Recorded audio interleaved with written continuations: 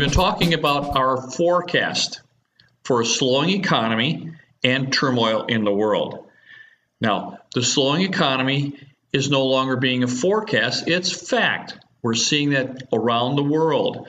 We're starting to see that in some of the manufacturing. We're starting to see that in some of, we've seen the lowest auto sales in 6 or 7 years have come to roost.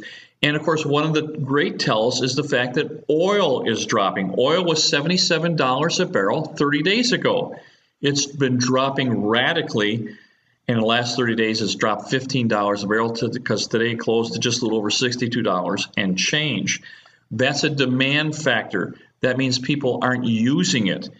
And of course, it's a global phenomenon. We don't see it as much here in the United States, but globally, you can certainly see that. And it just falls in line with Ned Davis research saying that there's a global recession coming.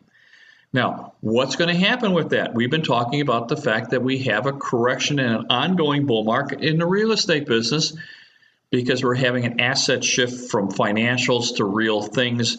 And of course, you can't get more reals than real estate.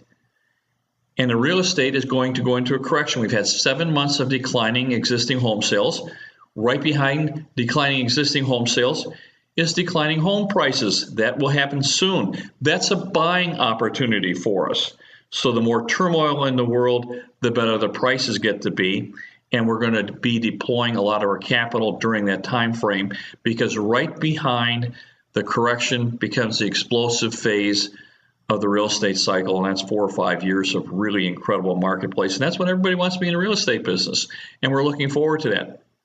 The other part of our forecast is the fact that we're going to have turmoil in the world, and you can see that with declining oil prices around the world. Russia and places like Iran, which are really dependent on oil sales, are in the news. They're saber rattling, particularly Iran. And now Turkey is doing that same thing. Turkey built a military ship for part of its navy so that they can claim oil and gas leases off of Cyprus, which is a couple hundred miles off their shores, and they want in on the oil and gas reserves that have been found there, and they're going to do everything in their power to get that. So as part of the turmoil, they want to get into the oil business right at the time when oil is peaking. In the next couple of years, you're going to see oil come down to probably mid-40s. I'm told it could go down as low as 25, which would be a lot of turmoil, a lot of slowness in the world. And then right afterwards, it's going to explode. So the forecast has been running pretty true to form. We're seeing a slowdown in the economy. We're seeing a correction in the housing and turmoil in the world. If we can help in any way, let us know. My best to you. Bye-bye.